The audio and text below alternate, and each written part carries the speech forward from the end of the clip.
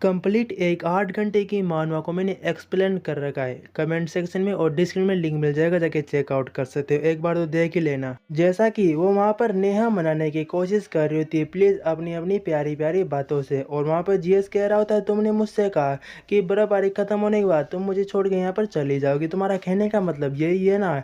लेकिन मुझे एक बात बताओ, अगर कभी कभी भी बर्फबारी यहाँ पर ख़त्म ही नहीं होगी तो कभी तुम नहीं जाओगी, और कभी यह नॉर्मल दुनिया यहाँ पर होगी नहीं तो तभी वहाँ पर नेहा कहती ऐसा कभी नहीं होगा, वहाँ पे सब कुछ नॉर्मल हो जाएगा, टेंशन मत करो। और मैंने इतने सालों के मेरे यहाँ पर मेहनत पूरी बर्बाद हो जाएगी, मैंने इतने साल लगा दिए अपने इस करियर के लिए, ऐसे बर्बाद यहाँ पर नहीं होने दे सकती। जीएस वहाँ पे सोचने लग जाता है अगर ये इतनी बातें कह रही है तो जरूर इसने बहुत ही हार्ड वर्क यहाँ पर किया होगा, मुझे कोई भी यहाँ पर परेशानी नहीं है, मैं तुम्हारे बात से बिल्कुल सहमत हूँ, लेकिन ये घर अब यहाँ से मेरा है, तो मेरे हिसाब से तुम्हें सब कुछ यहाँ पर काम करना होगा और मेरी सारी बातों को यहाँ पर फॉलो भी करना होगा। नेहा कहती हाँ मैं समझ रही हूँ, तुम मुझसे क्या कहना चाहते हो। और वो वहाँ अपने काम को शुरू कर चुका होता है। जीएस को तो वाकई में बहुत ही मज़ा वहाँ पर आ रहा होता है, और वहाँ पर नेहा भी होती है। आपने सामने देखने के बाद कुछ टाइम बाद वहाँ पर जीएस उठता है, उठने के बाद वो उसके पास से एक ड्रेस को वहाँ पर निकालता है और वो कहता है इस ड्रेस को यहाँ पर पहन लो, क्योंकि एक बंदा यहाँ पर मिलने आने वाला है। वो कहता है क्या तुम्हारे पास ये ड्रेस कहाँ से आई, क्या तुम यहाँ तुम्हारे पास कोई स्किल है क्या। वो कहती है इसके लिए बस एक छोटी सी यहाँ पर ट्रिक है, वहाँ से जाने लगता है। तभी नेहा पकड़ते हुए कहती तुम कहाँ पे जा रहे हो। जेस कहता है क्या तुम्हें मज़ा यहाँ पर नहीं आया क्या।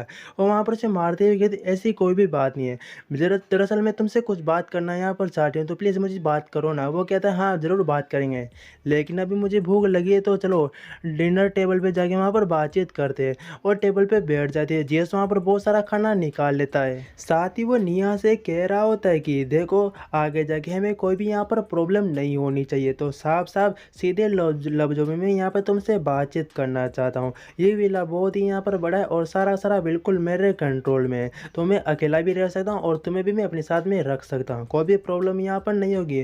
बस कुछ बातें जो तुमसे करना चाहता हूँ, और उम्मीद है तुम बहुत ही समझदार यहाँ पर दिखते, तो इससे तुम बिल्कुल यहाँ पर एग्री भी करोगे। तभी नेहा वहाँ पर जेस से कहती हाँ मैं तुम्हारी सारी बात से एग्री करती हूँ, और इससे पहले दूसरे लोगों के साथ रहती थी, मैं भी वहाँ पर बिल्कुल उनकी बातों को एग्री करके यहाँ पर रहा करती थी, लेकिन मेरे भी कुछ यहाँ पर नियम है जो तुम्हें यहाँ पर मानने होंगे। जीएस कह रहा होता है बेशक तुम बता सकती हो, कोई भी दिक्कत नहीं है। तभी नेहा वहाँ पर कहने लग जाती है मैं तो एक यहाँ पर सेलिब्रिटी हूँ, तो अभी यहाँ पर प्रॉब्लम बहुत ही ज़्यादा हो रही है, तो मैं तुम्हारी हर एक बात यहाँ पर मानूंगी, हम एक रिलेशनशिप में भी यहाँ पर रह सकते हो, कोई दिक्कत नहीं है। लेकिन ये एक बार जो बर्फ वाला जो यहाँ पर सीन खत्म होने के बाद, अब सब कुछ नॉर्मल हो जाने के बाद तुम पब्लिकली जाके मेरे बारे में इस तरह की कोई भी यहाँ पर बातें नहीं कर सकते, और मेरी इमेज को बिल्कुल नुकसान नहीं पहुँचा सकते, ये मैं तुमसे यहाँ पर वादा चाहती हूँ। तुम्हें वादा यहाँ पर करना होगा, और बाद में इसके बारे में कोई भी बातचीत नहीं होगी जब तक ये सब कुछ यहाँ पर ऐसा रहेगा, मैं तुम्हारे साथ यहाँ पर रहूँगी, उसमें मुझे कोई भी दिक्कत नहीं है। ये कह रहा था तो बहुत ही छोटी छोटी सी तुमने यहाँ पर बात रख ली, मेरा भी ऐसा कोई भी इरादा नहीं है, लेकिन अगर ये कभी खत्म ही यहाँ पर नहीं हुआ,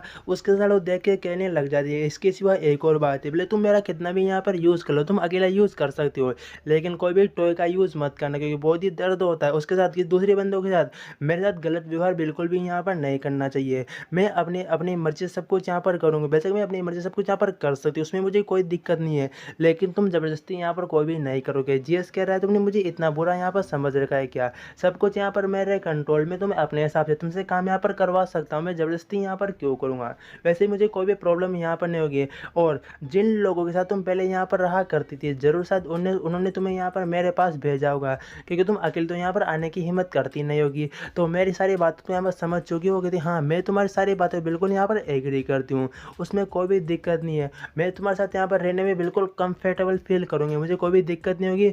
और हमें अगले दिन का सीन दिखाया जाता है, वहाँ से जीएस जाने लगता है, और वो कह रहा था मैं जल्दी यहाँ पर वापस आ जाऊँगा, अभी कुछ जो मुझे बाहर जाके यहाँ पर करना है। वो कहते हैं लेकिन तुम कब तक यहाँ पर वापस लौटोगे। जीएस कह रहा होता है मैं जल्दी यहाँ पर वापस लौट जाऊँगा, क्योंकि बाद में किसे ढूंढने के लिए यहाँ पे जा रहा हूँ। अरे मुझे एक बात बताओ, तुम तो यहीं पर रहा करती हो ना, यहाँ पर तो बहुत सारे अमीर अमीर लोग और अभी तक बहुत सारे लोग यहाँ पर सर्वाइव कर रहे होंगे, तो मुझे अपने दोस्त के लिए, ये यहाँ पर अंकलों की बात कराए, उसके लिए मुझे एक वाइफ को, एक लड़की को यहाँ पर ढूंढना है, तो क्या तुम मुझे बता सकते हो। और वहाँ पर वो कहने लग जाते हैं कि हाँ बहुत सारे यहाँ पर अमीर लोग अभी भी यहाँ पर रहते हैं, उसमें कोई भी दिक्कत नहीं है, लेकिन उनकी एज बहुत ही यहाँ पर ज़्यादा क्योंकि अंकलों की वाइफ ने यहाँ पर धोखा दे दिया और वहाँ पर चले गए।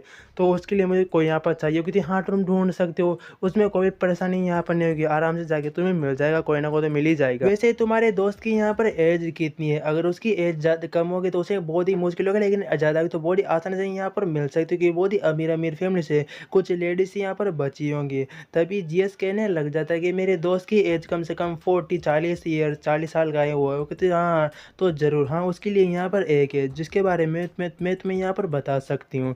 वो मेरी यहाँ पर दोस्त है और उसका नाम यहाँ पर चू है। और जैसे वो चू का नाम सुनता है वो बहुत ही हैरान होता है। जीएस वो कहता है ये भी एक मॉडल है, लेकिन ये हमारे बचपन टाइम की यहाँ पर एक मॉडल हुआ करती थी, बहुत ही फेमस मॉडल हुआ करती थी, कोई दिक्कत नहीं होने वाली। जीएस वहाँ पर नेहा से कहता है कि तुम उससे यहाँ पर कॉल करके यहाँ पर बुला क्यों नहीं लेती हो? कहती हाँ उसे मैं अभी यहाँ पर कॉल करती हूँ और सारी बातें बताती हूँ। जीएस वहाँ पे सोचने लग जाता है कि अंकलों तो यहाँ पर उनके तो यार लॉटरी निकल गई भाई, इस एज में भी इस तरह की लेडी मिल जाएगी तो मतलब क्या ही बात है भाई, क्या ही बात है। तभी वहाँ पर नेहा चू को बुला लेती है और वो वहाँ पर जीएस का इंट्रोडक्शन देती है कि इसने तुम्हें यहाँ पर बुलाया और ये हमारे हेल्प भी यहाँ पर कर सकता है। जीएस वहाँ पर अपने स्पेस के अंदर से कुछ खाना निकालते हुए चू से कहता है तुम्हें इन दिनों बहुत ही यहाँ पर दिक्कत हुई होगी ना, लो ऐसा करो तुम बैठ के आराम से यहाँ पर खा सकती हो। और कहते थैंक यू सो मच। तभी जीएस चू से कहता है कि मैं उम्मीद करूँगा तुम सब कुछ यहाँ पर समझ चुके कि तुम्हें किस लिए यहाँ पर बुलाया है, ठीक है ना, तुम समझदार मालूम होती हो। और वहाँ पर चू भी कहती है कि हाँ मैं सब कुछ समझती हूँ कि तुम मुझे अपने यहाँ पर एक फैमिली मानते हो और कुछ भी नहीं मानती है। जीएस वहाँ से जा रहा होता है, वो साथ ही कहने लग जाता है कि बाहर से मुझे कुछ आवाज़ें यहाँ पर आ रही है, कुछ रेडियो जैसा है, ये यहाँ पर क्या है, तो मुझे सब कुछ इसके बारे में यहाँ पर देखना होगा। और बाहर का सीन दिखाया जाता है जहाँ पर घर डूबने वाले होते हैं, बर्फ बहुत ज़्यादा पड़ रही होती है और ये यहाँ पर भूत यहाँ पर पूरे विलेज को दिखाया जाता है। उसके बाजू में कोई बंदे वहाँ पर खुदाई कर रहे होते हैं, एक मशीन लेके आए होते हैं, अब पता नहीं किसकी यहाँ पर मशीन होती है। और वो मशीन को फिट करने के बाद ये बिल्कुल वही जगह है मैं यहाँ पर खुदाई करने होगी, वो कुछ डोगों को यार गोल गोल वहाँ पर घुमा रहा होता है ताकि वो मशीन को वहाँ पर चला सके। और वहाँ पर वो ड्रिलिंग करने वहाँ पर लग जाए, सॉरी डॉग नहीं हो, वहाँ पर शायद भेड़िया हो सकते हैं या फिर यहाँ पर बर्फ वाले डॉग हो सकते हैं। वहाँ पर जैसे वो वहाँ पर खुदाई करता है, मतलब वो बर्फ को वहाँ पर हटाता है, उसे वहाँ पर बहुत सारी मछलियाँ वहाँ पर जमी मिलती है। वो कहता है ठीक है फाइनली हमें यहाँ पर खाने के लिए बहुत सारी यहाँ पर मछलियाँ मिल चुकी है। एक बंदा पीछे बैठा होता है और वह कहने लग जाता है सिटी के जितने भी यहाँ पर लोग हैं सारे अब तक तो यहाँ पर मारे जाने चाहिए, क्योंकि उनके पास उनका पूरा खाना पानी यहाँ पर खत्म हो चुका होगा, लेकिन हम तो यहाँ पर विलेज के लोग हैं, हमें यहाँ पर खाना बनाना, यहाँ पर पेड़ पौधे उगाना, फसल उगाना भी आती है, लेकिन यहाँ पर शहर के लोगों को कुछ भी यहाँ पर नहीं आता, वो तो बिल्कुल अखंड यहाँ पर नोबड़े होते हैं। हम तो किसी भी तरह यहाँ पर सर्वाइव कर सकते हैं, लेकिन अमीर लोग किसी भी तरह यहाँ पर सर्वाइव नहीं कर सकते। हम 5 दिन भूखा रह लेंगे लेकिन वो आधे दिन भी भूखा यहाँ पर नहीं रह सकते। तो हमें घबराने की कोई जरूरत नहीं और हम हमेशा कभी मौत से यहाँ पर डरते भी नहीं है। वो सिटी के साइड मतलब वो अमीर बंगलों की साइड देख रहे होते और उसे कह रहे थे रुको रुको, मुझे उधर से कुछ यहाँ पर साउंड आ रही है जिसकी कोई बाइक हमारी साइड बहुत ही तेज स्पीड में यहाँ पर आ रही है। जीएस बैठा होता है और सोचने लग जाता है सामने तो यहाँ पर कुछ विलेज के लोग हैं और मैं बिल्कुल समझ नहीं पा रहा, ये तो मछुआरे जो यहाँ पर अपना खाना ढूंढने के लिए आए। और वहाँ पर वो लेडी भी कह रही थी चू कि देखो देखो यहाँ पर डॉग से वो हमारे पीछे यहाँ पर पड़ गए। वो वहाँ से अपनी बाइक को वापस मोड़ता है और वहाँ से वो लगातार वापस भागने लग जाता है। जीएस सोचने लग जाता है मैंने उम्मीद नहीं की थी कि इतने ठंडे मौसम में भी ये यहाँ पर अभी तक सर्वाइव कर सकते हैं, इनके पास जरूर कुछ ना बाइक भी यहाँ पर हो सकती है वहाँ पर, लेकिन वो डॉग में पीछे पीछे उनके पीछे करने लग जाता है। जीएस आगे भाग रहा होता है अपनी पूरी बाइक का यूज़ अपनी, उसके पास तो एक बाइक स्नो बाइक है। तभी एक बंदा पीछे से वहाँ पर अटैक करता है कि अभी के भी यहाँ पर रुको। वो जैसे भाले को फेंकता है वो भाले को वहाँ पर डोज करके भाला आगे निकल जाता है। वो अपने वहाँ पर गाड़ी को घुमाता है जिससे वो लेडी वहाँ पर नीचे गिर जाती है। और उधर उधर की साइड देखने के बाद वो बंदे चिल्ला के कह रहे थे अपनी बाइक और उस लेडी को यहीं पर छोड़ दो, नहीं तुम्हारे लिए बिल्कुल यहाँ पर अच्छा नहीं होगा। तभी जीएस भी अपनी गन को निकाल के उन लोगों से कह रहा होता है देखो भाई लोगों तुमसे कोई भी लेना देना नहीं है और वैसे मुझे कोई फ़र्क नहीं पड़ता कि तुम लोग यहाँ पर कौन हो, मैं तुम्हें मार दूंगा अगर तुम यहाँ पर मेरे पास भी आए तो। क्या तुम्हें यहाँ पर मेरे पास गन नहीं दिख रही जो तुम मुझसे यहाँ पर मजाक कर रहे हो? तभी वो वहाँ पर कह रहे होते कि बेशक तुम यहाँ से जा सकते हो, लेकिन तुम्हारे पास ये आखिरकार गन और स्नो बाइक यहाँ पर कैसी आए? वो कहता है तुम इससे क्या लेना देना।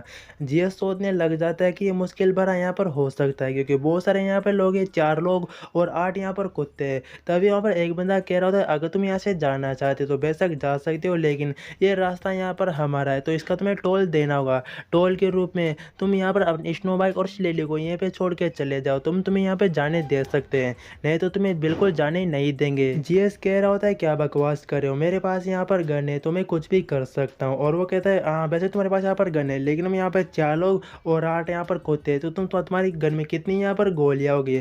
तुम सिर्फ 6 गोलियाँ होगी, तभी हम मना कि यहाँ पर ज़्यादा बचेंगे। अगर तुम फायर करना चाहते हो तो आके यहाँ पर फायर कर लो। जीएस वहाँ पे सोचने लग जाता है, मैंने तो उम्मीद नहीं की थी कि इन्हें मैं यहाँ पर मारूंगा, नुकसान पहुँचाने का कोई इरादा नहीं था, लेकिन ये खुद ब खुद यहाँ पर चाहते कि मैं यहाँ पर गोली मारूँ। लो मैं यहाँ पर गोली मारता हूँ। वो एक बंदे को गोली मारता है तो उसके कुत्ते उसके ऊपर वहाँ पर अटैक करने के लिए आते हैं। जीएस अपने स्पेस का यूज़ करते हुए उन्हें अपने स्पेस के अंदर रख लेता है और गाइस वीडियो खत्म होती है। सब्सक्राइब जरूर कर लेना।